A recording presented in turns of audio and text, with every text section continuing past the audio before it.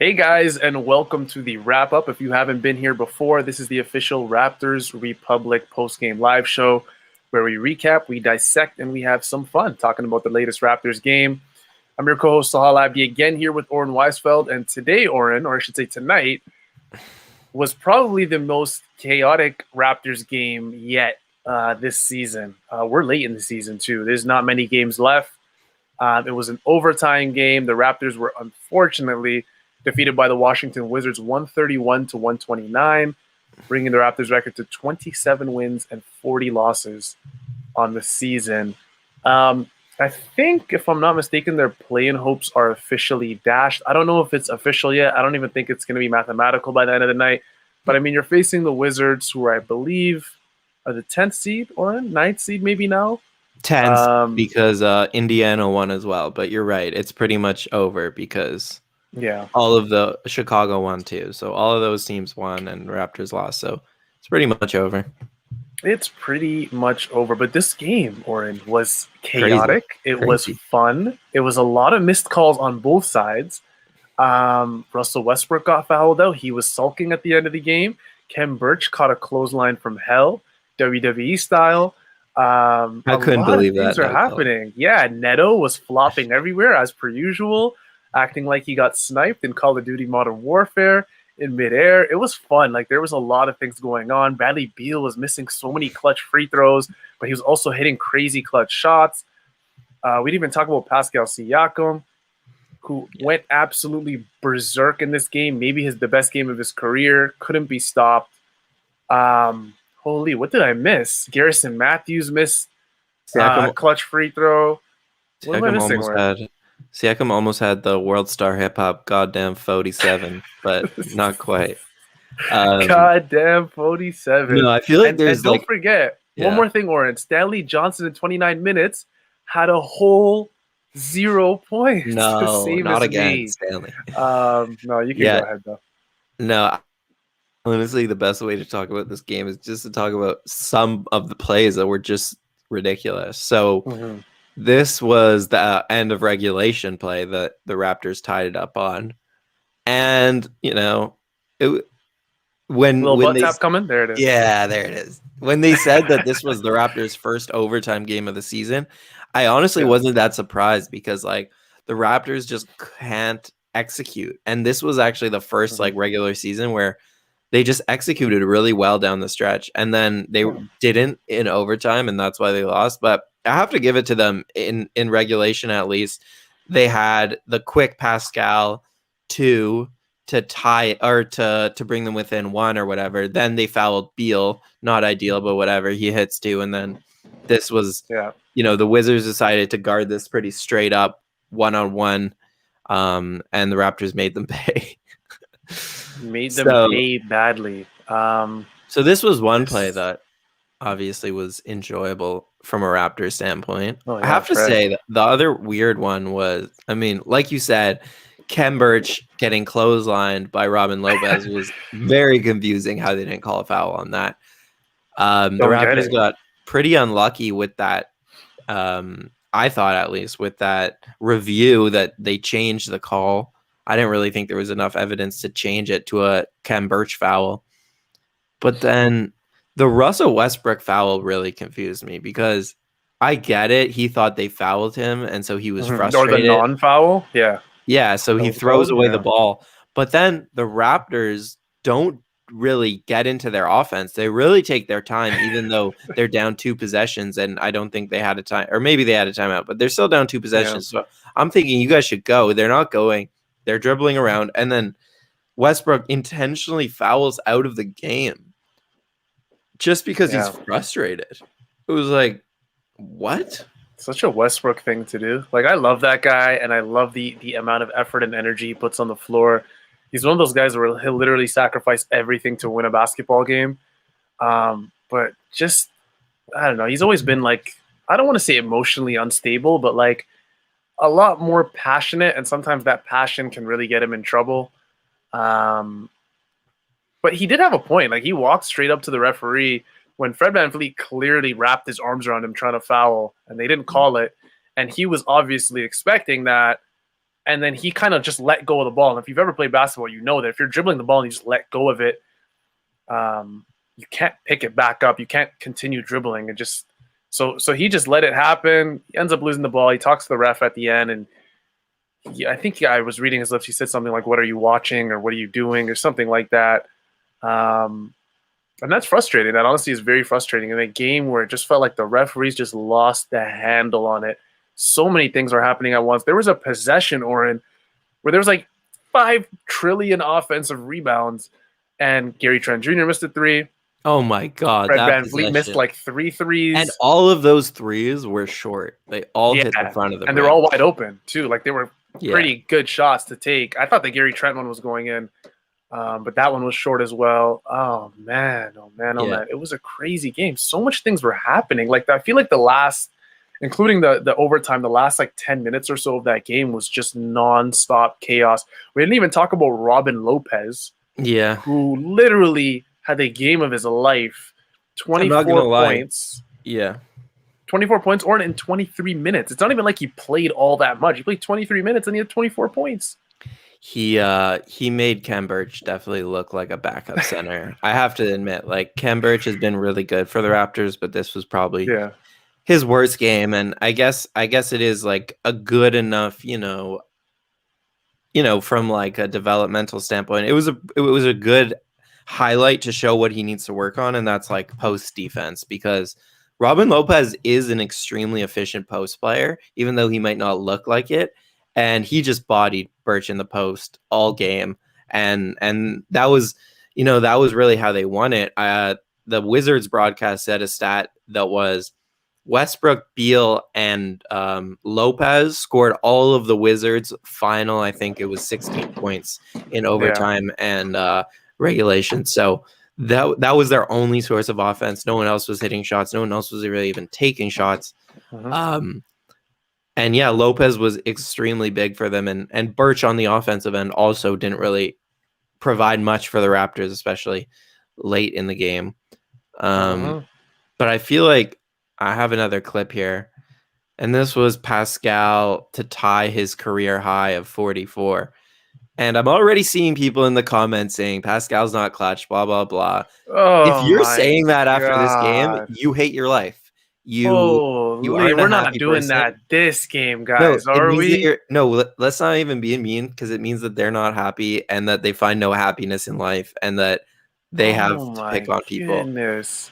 This isn't the game, guys. I'm looking at the comments right now, or this isn't the game. You know what it is with Pascal? It's like people don't understand. The clutch just isn't the last 10 seconds of the game. It's not the last 2 possessions. It's quite literally like most, statistics qualify the clutch as the last 2 minutes of the game.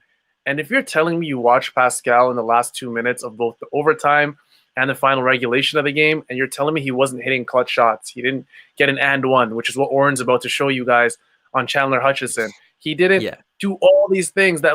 He got blocked on a shot. I don't know if anyone remembers that. He got blocked on a little fadeaway shot from Robin Lopez, gets the ball back on an offensive rebound, kicks it out. I mean, he did everything he could in this game. There's no way, guys. We're not doing this Pascal thing again. Not this game. I'm not accepting it. I know a lot of you guys were like, when he got that offensive foul where he ran into someone, you guys were like, oh, here we go again with Pascal. But no, we're not doing this one, guys. You guys are going to have to find a different scapegoat. We're not doing this with Pascal. We're just not. We're not, Oren. No, you have to go scream at your wife because you're clearly angry and you can't take it out at Pascal. Take it. I don't mean not your wife, but take it out on someone else. But speaking of clutch, he hit this free throw, which was the biggest one of the night. Yep. And also look where he makes contact with Chandler. Like, to finish this is like ridiculous. Like, to make contact that far away from the basket and to finish it because he's so long, it's just something that difficult. You have to appreciate. And he hit this free throw, like I said, to make it within one. But I mean, the other thing is, like, I don't think we should criticize Pascal for the last play of the game, which he missed. I mean, maybe, but that was just a bad play call, right? Like, no, the last shot, I'm not doing that with the last shot. I'm not putting that on Pascal. Like, come he on, like kind of he's had off to take balance. it. There's no timeout that can be called. There's no play. I don't even understand. I was talking to you before we even started recording of why Gary Trent was even the one inbounding that. Like he was the one who hit the big shot against the Wizards the last game. Why is he the one inbounding? Because if you don't have timeouts and you're the one inbounding the ball, you're likely not getting the ball back, especially if you have to go the full court.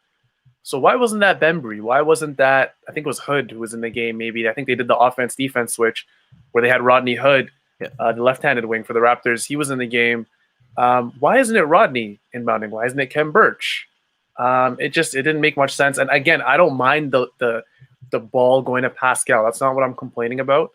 But I just don't see how it should have been Gary Trent, because if it wasn't Pascal shooting that shot, I would have preferred it to be Gary Trent Jr. or Fred VanVleet, because Pascal hasn't really been shooting all that well from three. I don't know if people have noticed this year. He's been hovering around 29, 30%. And now you're expecting him to go the full court after he scored 44 points. And quite literally what the Raptors were doing offensively was just handing him the ball and saying, do something for us, create something for us. Possession after possession after possession, not just in overtime, but in regulation as well in the final 2 minutes. And he continuously converted for them. And in this one, it was like, okay, Pascal, you've got us 44 points. You're gassed. Go run the full length of the floor and chuck up a three. And if you don't hit it, then we're going to give you, shit for it. So I just don't. This can't be the game, Oren, where people harp on Pascal's missing, free throws, or we can't do that, guys. Like Bradley Beal, I don't think Wizards fans are coming out of this and saying, you know what, Bradley Beal missed those free throws. He's not clutch. There's no way he's not clutch. Like you can't do that. Like Bradley Beal is hitting tough shots the entire game for the Washington Wizards. There's just, you can't. I don't even really know if you can blame anyone for that. Like the Raptors really and truly gave it their all for what they had.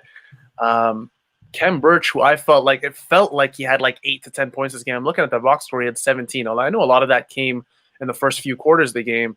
But he had 17. Fred had 22. Obviously not the efficiency you want to see, Oren, in 7 for 25.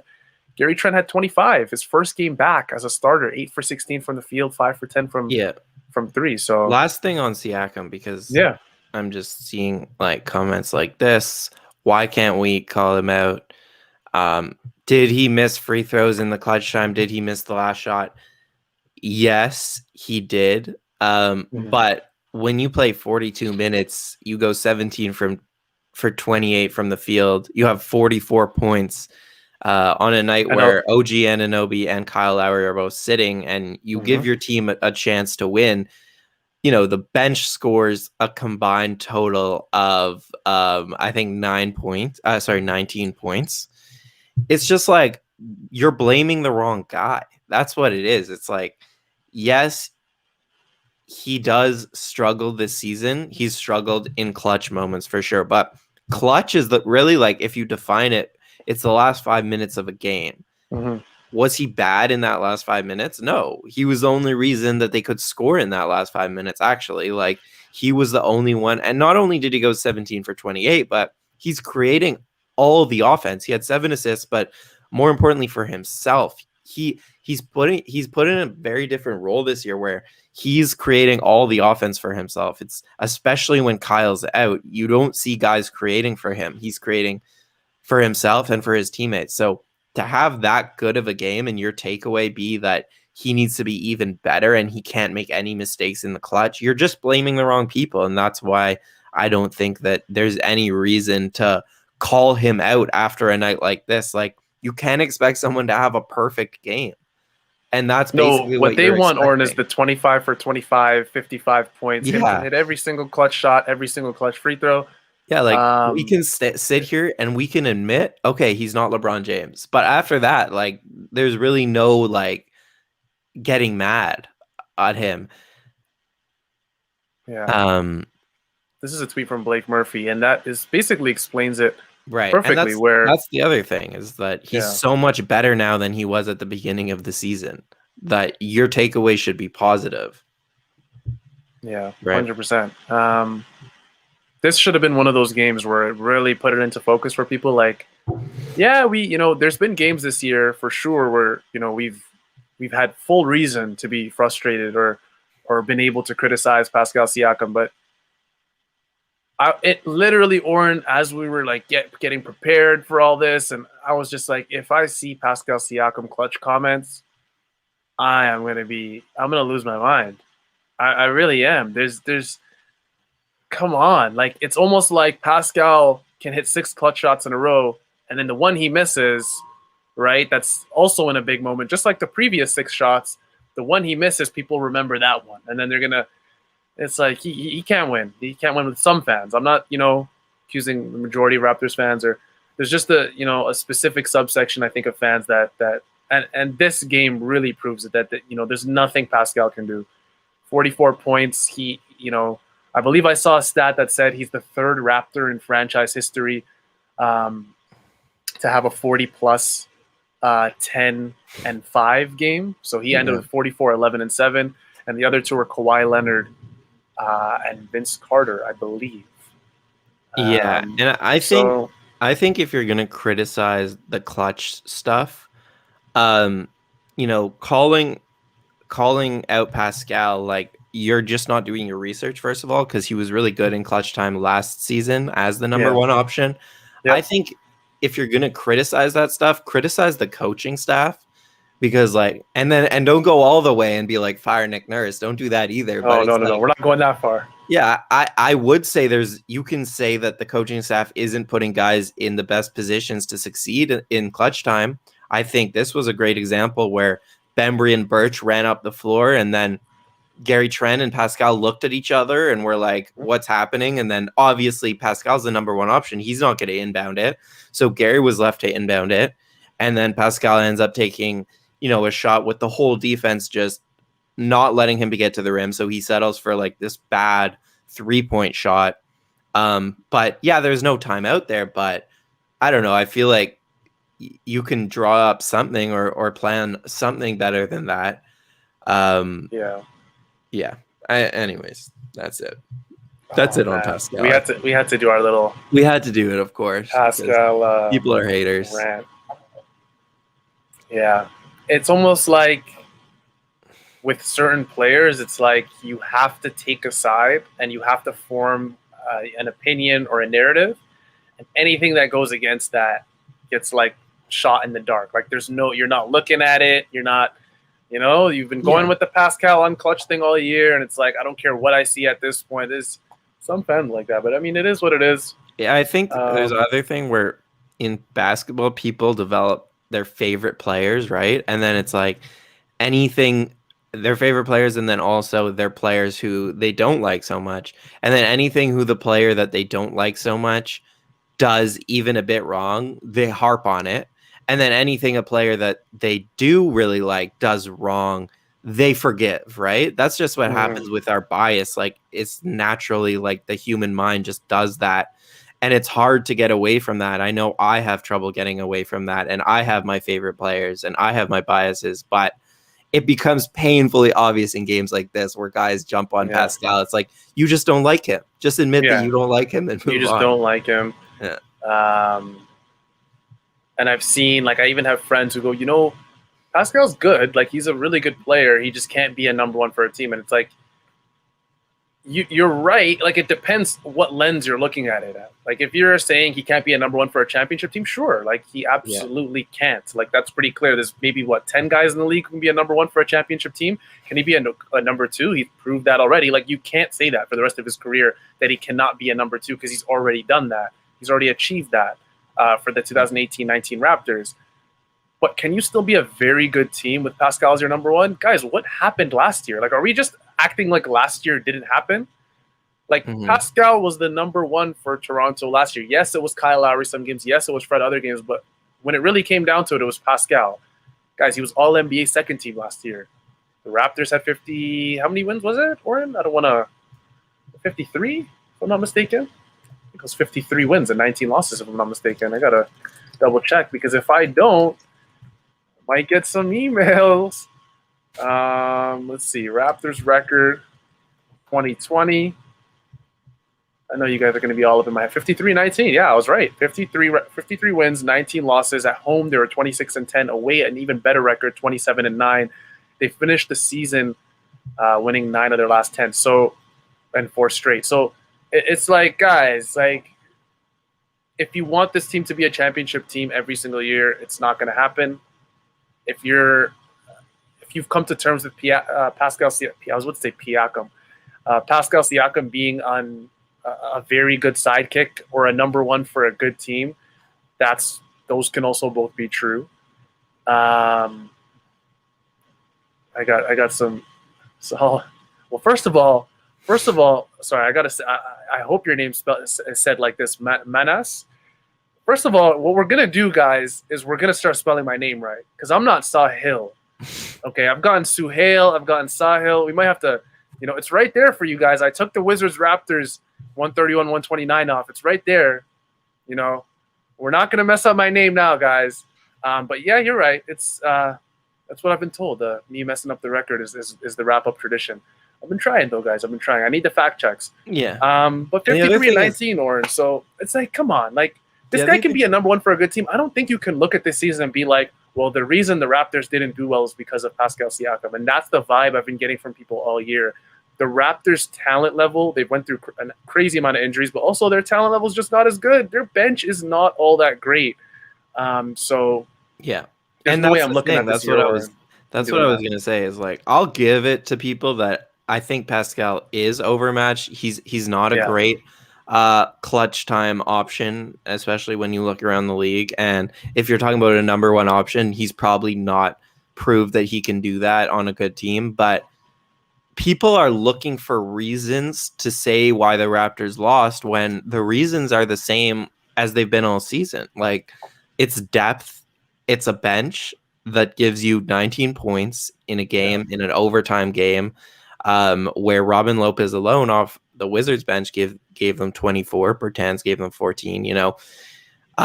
It's Stanley Johnson starting, playing 30 minutes, giving you 0 points. Like that's the reason they're losing. It's not because that Fred or Pascal aren't playing well. Those guys are actually playing the best basketball of their lives, I would probably say. Like 100%. Collectively as a group, this core 3 OG, Pascal and Fred, are playing the best basketball of their lives. Realistically, and we've talked about it enough, we know the reasons they're losing. It's because the people around them. And we can't just keep saying it. I know it's boring to keep saying it, but like, that's it. You can't just go and try to blame other things when really the reason they're losing is the same night in, night out. And we can blame Stanley Johnson. We can blame Malachi Flynn, Rodney Hood, those guys. But if we're looking at positives, I would say Gary Trent Jr., great game coming back. Yeah. And DeAndre Bembry hitting 2 threes. That was big time. Good. He looked good. DeAndre Bembry looked good. Before this game started, obviously, you guys were watching the game. You didn't see any Kyle Lowry. He was resting. Like we said, Gary Trent Jr. returned. He shot well. Raptors did really well on the glass. They had some offensive rebounds, which I feel like has been the story for Toronto. They've been doing really well on the glass. The last few games, they led this one 50-47 in total rebounds, and then offensive rebounds, they had 18 in the game. Yeah, they shot 100. Go ahead. I was going to say they shot 105 shots. Wow. To the Wizards 94. That's a lot of shots. Yeah. Yeah. Gillespie's a great rebounder. He had 4 offensive rebounds, but other than rebounding, he was pretty bad today. He just looked out of place. He looked overwhelmed at times, picking up fouls. And that's going to happen. I would say the same thing of Jalen Harris. Malachi Flynn is now, I think, 3 games in a row where he just hasn't been able to do anything on the offensive end. Rodney Hood has not scored since becoming a Raptor, I don't think. So that's the problem. But yeah, another neat note, Oren, from this game was Russell Westbrook. Russell Westbrook finished the game as per usual. By the way, 13 points, 17 rebounds, and 17 assists. Yeah, it's ridiculous. What he's been doing this season, Oren, has been absolutely incredible. He is special. He's become must-see television. He is I want to say the primary reason the Wizards have really stepped up recently. You could kind of see it too. I always felt like, prior, as soon as that Westbrook trade was made, I already knew the Wizards were obviously getting the better player because it's like you're getting John Wall back, torn Achilles.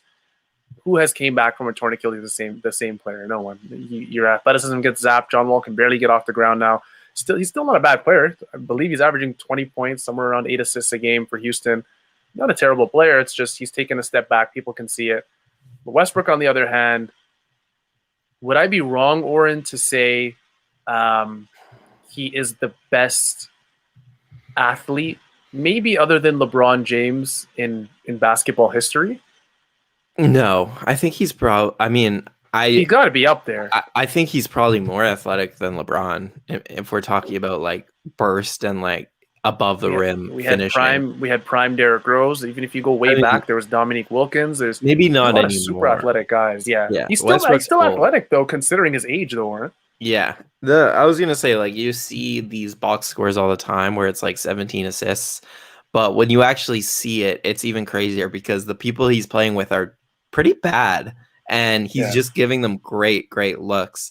Alex Len, like Raul Neto. These guys are not very good offensive players, but he's just putting them in positions where it's like a layup. It's so easy. And I mean, this wasn't even a good game for him scoring wise. The Raptors really made it an emphasis to take him and Beal out of the game, and that's why they were winning for most of the game. And then basically the last few minutes of overtime or regulation and overtime, they just could not execute that defensive strategy any longer. And Beal, Westbrook, and Lopez killed them. But yeah, Westbrook's 180 career triple doubles for Russell Westbrook. He's one behind the all-time mark set by none other than the legendary Oscar Robertson. I mean, you can almost guarantee, I don't even think you're winning any money back if you put down thousands of dollars on him breaking that his next game. Feels like Russell Westbrook's getting a triple-double every single game. 180, man. Oscar Robertson's at 181. He's likely breaking it before the season ends. I don't know how many games the Wizards have left. I'm assuming anywhere between 3 maybe to 5 games. Could be less. But it looks like he's breaking that this year, and it looks like the Wizards are heading straight to the play-in. And I don't know if they're going to be stopped, man. Yeah, and I think the Raptors are probably heading to the lottery, which I think, they want to. Like, based on, Nick Nurse had a press conference earlier, and they asked him, why is Kyle not playing? And he basically said, me, Masai, and Bobby talked, and we want to get a look at other guys, see what we have in some of these young guys. So it's pretty much a straight up tank at that point.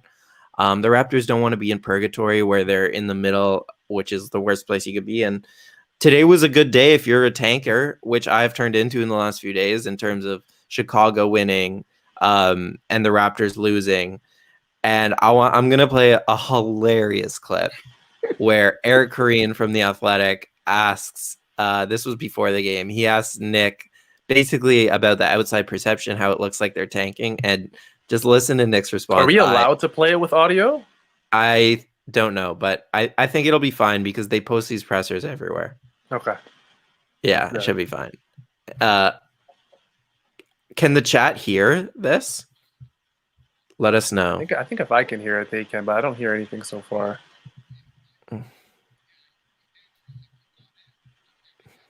Oh, no, it's playing way in the background.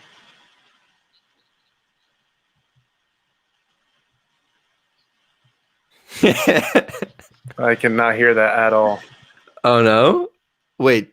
I cannot hear that. The comments cannot hear it either. You're going to have to give us subtitles. Let me go one more. Oh, he's turning the volume all the way up. For a month now, so just from the outside, it seems like, yeah, you'd be dangerous if you got in, but getting in, it was like, well, could go either way. That's what it looks like from the outside. Well, I don't get outside much. so I'm. That was good, right? That was good. I enjoyed that. He's right. So no funny. one really gets outside much. Shout out to Eric Koreen from The Athletic for asking that. Damn. I really sometimes think back, Oren, on this entire Raptors season, and I don't know. guys in the comments, guys, girls, what do you guys think? Do you guys think we're gonna think back and look back on this season like what the hell just happened? We got sent to Tampa. Remember, I want to tell my kids about that. You know, we got sent to Tampa. Apparently, and there people was were booing. Did you catch that? People were booing at the game. Yeah, I mean, Tampa fans have not been all that great. I want to say, obviously, relative to what we would have got in Toronto, but yeah, I mean, it's unfortunate, but what can you do? I like I said, I'm probably going to talk to my kids about this. I'm be like, there was this one time where we had this thing called coronavirus. Everyone was wearing masks for a few years, and our pro team got sent down to Tampa, Florida, and Florida was actually one of the worst states in the. No, I'm not going to go that far. This season's been crazy, man. I don't know how. I can't imagine how stressful it's been for the players, for the coaches. We always talk about the ballroom practice court. Whenever I see it on the Instagram or on any of the Raptors socials, I'm just like, oh, Lord. But yeah, I feel like a lot of Raptors fans are kind of on the same page. A lot of people as well are on the same page when it comes to Toronto, where they just feel like this was kind of a write-off season. With all the injuries they suffered, all the different things going on that was out of the team's control. But yeah, at least we all have a story to tell our future kids. That's going to be fun. Yeah, and I think if this were to happen again, obviously it probably won't. But I think we can all agree that maybe we're not going to play in Tampa again. Maybe we play a little closer to home. Maybe we do like Buffalo or something like that. Get some fans down there. Who knows? I might go to the States just to get vaccinated. No, I'm joking. Yeah, go to a Bucks game to get vaccinated, right? Oh my goodness, I can't imagine they're doing that. Well, I'm still not even eligible to get vaccinated, but that's another story. Let's go to questions. We're about 30 minutes in. People just want to talk about the draft. Yeah, I know. We're getting a lot, and we were getting them as soon as we started as well. Draft questions. So, let me look through this. Let me just do some scrolling, guys. I absolutely agree with this, Rezrov. The season has been bad, but it's such a write-off season. If there's one season to be bad, and it's this one. Absolutely, I agree with you. If I knew, 5, 6, 7, 8 months ago that all this stuff was going to happen, I'd be like, you know what? This is probably the season I'd want it to happen. Let's see. We're getting, Jesse, who says, I want Kuminga at 5. Who even said we're getting 5, Jesse? Who said we're doing that? He said, I want Cade at 1. Okay, now you're just, the optimism's just out of here. Like, we're not. Same. Come on, Jesse. We all want Cade at 1. Let's see what we got. Oliver asks, are we getting a free agent next year? Well, I'm sure we'll get at least one. Yeah. I mean, Bembry's a free agent. Stanley Johnson's a free agent. So everyone gets free agents. It's a matter of getting a good one. We'll definitely get a free agent. Will we get a good one? Maybe. I'm optimistic, but I think it also depends what they do with Kyle Lowry, because if they re-sign Kyle Lowry, then there's not much money to spend. I'm trying my best to avoid draft questions, so I'm going to highlight this one now. I want to know what jersey I should buy. And the reason I'm highlighting this too, if you guys saw the last show, I did get a Kyle Lowry jersey recently. So I don't know. Or what jersey I'm assuming you mean Raptors jersey. What jersey do you think is a nice one? I mean, get a Gary Trent Jr. Get a black Gary Trent Jr. alternate. I like the statement jersey, the black one. I got one. That's really the only one I like this season, to be honest. Even though the OVO one that they're playing with today is not bad, but it's not my favorite OVO jersey either. And and I don't like that Barney colored purple one. I was about to say I hate that one. Yeah, so I don't know. I think the statement one's really nice. I got one, and it looks really good in person with the stripes and the Jordan logo. I would go with that one. In terms of who you would get, I would say the only safe picks are Fred, OG, and Siakam. Everyone else, they might be gone, so you're taking a risk. If you're gonna get a Kyle like me, it's more or less you're doing it for what he's done. For the franchise, because I gotta get a Kyle before. If he leaves. Yeah, you can't go wrong with the greatest Raptor of all time. So, any one of the core guys, would be nice. I know a lot of people, like James here says OG Anunoby is the jersey to get. 23 years old, untradeable and ascending rapidly. Yeah, OG I think is going to be one of those guys for Toronto where he's here for a very, very long time. I just don't see him being tradable unless you're getting an absolute superstar in return in a package. He's just too valuable to this team. He's too valuable. No, I think him, Fred, and Siakam are probably all safe, but yeah, strange things could for sure happen, but generally they're pretty safe. In terms of the draft questions, I know I keep saying this, but now that the Raptors are really like, this was the game where we've kind of been waiting for against the Wizards. And now that the Raptors are really out of it, I promise, we will talk about the draft on the show. And we will even try to get a couple of guests on here who study the draft more seriously than us. So that they can give you their opinions too. So that will be coming in the next few games. Guaranteed. Yeah, for sure. We're definitely going to get people on here who are a lot more knowledgeable about draft prospects than us. But also we're going to do our part as well in trying to study. I mean, naturally as a Raptors fan, when you get to this point of the season, you guys remember, if you guys have been fans for 10, 15, whatever it is, 20 years plus of this team, you know that the Raptors, when the season's not too great, you naturally start looking at draft prospects a lot more. You're going to find yourself on YouTube looking at Cade Cunningham highlights, even though we're likely not getting Cade Cunningham. But we'll definitely talk about the draft a lot more as the season gets along. Yeah, and I mean, my take on it, my brief take is that I saw Sam Vecini at The Athletic had the Raptors in his latest mock draft taking Devion Mitchell, who's like a 6-foot guard, 22-year-old kind of deal. I'm not really on board with that. I would go high upside, take the best player. I also don't really want a center because centers just take so long to develop. If you look at James Wiseman, that it's really hard to be good immediately if you draft a center. So I would go with like one of the wings that will immediately be good either defensively or as a shooter and could be great. So like one of the young guys like a Keon Johnson. There's what's his name?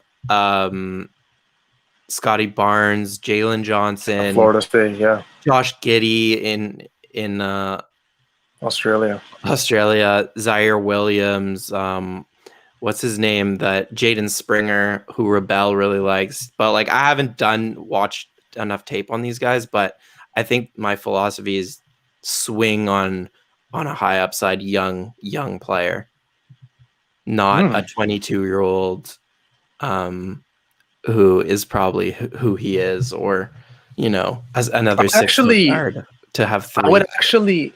I would sacrifice some upside in this draft to draft a high floor player. I want someone that can come in that can possibly contribute in his rookie year, whether it's like, and I'm just using this as an example. I'm just, a guy like Sadiq Bey who came in for Detroit and he's immediately, I mean, Sadiq Bey is a bit different because he looks like a legitimate, 5 to 8 year starter in this league or even longer.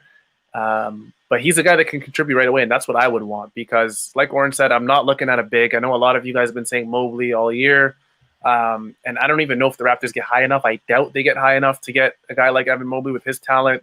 But I don't want a big because, I looked at what Golden State did with James Wiseman, and I think they regret that because you look at the core of Golden State, and you got Wiggins, who's there to win now. You got Curry, who's there to win now. They had Clay, who was obviously part of that core, who's going to come back next year. And Wiseman's just a guy who it may take him 3-4 years to reach all-star potential, maybe 2 years, 3 years, 4 years. You don't know. I still have an immense amount of belief in James Wiseman, but I think it's going to take a little longer. And then you got guys on the other side of the conference in the East, like LaMelo Ball for Charlotte, who just came in and absolutely started tearing things up right away. I want a high floor guy. Maybe you can sacrifice a little bit of ceiling. My only thing with that is that, like, when are the Raptors going to be drafting this high again, right? Mm-hmm. So because they're in such a unique position, I want them to take that swing to maybe get that next star. Whereas with high floor guys, the Raptors can get those late in the first round like they do like all the time, right? Like I feel like they can get those like solid role players late in the draft like they have been, and they're going to have, this year they have, I think, 3 second-round picks and a late first. So maybe that's where you go for that Sadiq Bey type, instead of in the lottery where I would rather just kind of take a swing. Yeah, no, for sure. James makes another good point here. We've been talking about draft prospects the whole year, and guys, we could be talking about them, for the next month or two, and the pick could end up being traded. Like we said, this core is meant to win now, and if Masai looks at this team and says, if Kyle eventually wants to go or whatever it is, and he gets traded and signed in trade, and guys get moved left and right, who knows? Maybe you package a pick with. I'm not going to say Gary Trent Jr. I know people have said things like that before. I'm a huge Gary Trent Jr. fan. I really feel like I really like his ceiling, and I like his fit beside Pascal and Fred on this team. But I was going to say my goal for Masai Ujiri, like if I was Masai Ujiri, my first goal would be to re-sign Kyle Lowry, 1 or 2 years. I still think he has a lot left. You guys saw it in the Lakers game. Obviously, that's not the Kyle we get every game. But when is Kyle really looked at as Kyle's the reason we lost this game? Like, he's still not at that level. And I think you made this point like a few shows ago where you said he's going to – Kyle's good enough where he's not going to have that massive drop-off. He's kind of going to very slowly decline like Goran Dragic, where he can still be a very, very good player for a team. And yeah, so Kyle's my priority, and then everything else could just kind of fit in like a puzzle. Yeah, and the thing about the trading the pick thing is that I agree theoretically it makes a lot of sense for the Raptors, but it's just like if you look around the league, who is the player that you're trading for? Like the Wizards, they're going to be in the play-in, and they're on a run, so I really don't think they're going to look to trade Bradley Beal, who would be the obvious kind of guy. What about an Indiana Pacer? Interesting.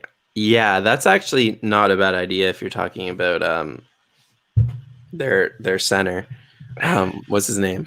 Miles Turner. But what about and the other guy I was thinking about is CJ McCollum. Bring back CJ Miles. Don't, please. But I think CJ McCollum is very likely to get moved this offseason, but I also wouldn't trade that pick for CJ McCollum just based on his age, his fit. I just don't think he doesn't really match the Raptors' defensive identity. And for such a high pick, I don't know if it's worth it.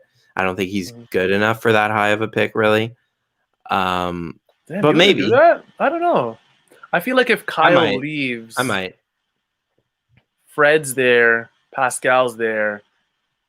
I don't even know, honestly. I don't know, man. I don't know if Portland even take, like, let's say hypothetically the Raptors get the 7th pick. We give them Trent in the pick. We send them back Trent. Because realistically, thanks for the loan. You're not going to pay Trent and CJ. That's the thing, right? Yeah. So I don't know. I just don't know how well he fits. Like, I really like CJ as a player, and the scoring would be huge, but defensively, I don't know. As a playmaker, not that great. People have mentioned Karl-Anthony Towns, and I'm a huge fan of Karl-Anthony Towns, but I think Chris Finch, who just got signed to, I think, a 3-year contract mid-season with the Minnesota Timberwolves, there's no way he looks at that entire team and says, okay, guys, let's get rid of Karl-Anthony. Like, there's no way. Like, I feel like he's looking at that team and is saying, we have Karl, we have Anthony. I think Karl and Anthony, if anything, are the only 2 safe players on that Minnesota Timberwolves team. Again, I'm not like connected or anything like that. I'm as connected as, anybody, right? So when it comes to the Minnesota Timberwolves, but there's no way Chris Finch can look at that team and say, let's just move on with Anthony Edwards. And I feel like if anything, D'Angelo Russell's a guy that might move. And I'm not saying he could go to Toronto. I'm just saying, if I'm Chris Finch, it's priority number 1's Anthony Edwards and priority number 2's Karl-Anthony Towns, or really it's interchangeable. But yeah, I don't see Karl-Anthony Towns leaving that team. unless he asks to leave, like unless he forces his way out, which could happen. You don't know. What do you think about Marvin Bagley, Oren? What do you think about Marvin Bagley from the Kings? Do you take a flyer on him? You're not a fan of him? I'm not really a fan, but I haven't seen enough of him. But from what I have seen defensively, he's just so bad that I feel like it's kind of a similar situation. It's going to take him a couple more years, if ever, if he's going to become like a effective center on the defensive end. So yeah, the Raptors just don't really have that time to wait, I don't think. I like Rashawn Holmes, though. I hope they choose Bagley over Holmes, and then Holmes is a free agent.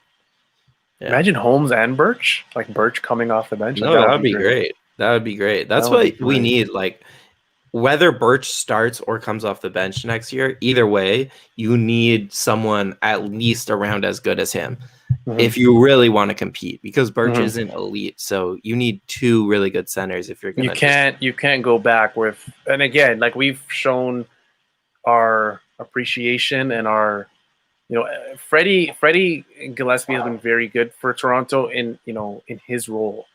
He has struggled a bit, which is normal. He was on 2 10-day contracts. He did get signed to an unguaranteed contract, so they have him. But I just don't know if you can look at this team and say, yeah, well, the rest of the team is good, so just bring back Kem and bring back Freddie. There's just no way. Yeah. There's no way. Like, you can't look at this bench and say the Raptors. And I love Utah, and I love some of these guys, but Rodney's on a big. I think he just gets waived. To be honest, he hasn't shown enough. I think he's getting paid $10 million if we keep him on the roster next year.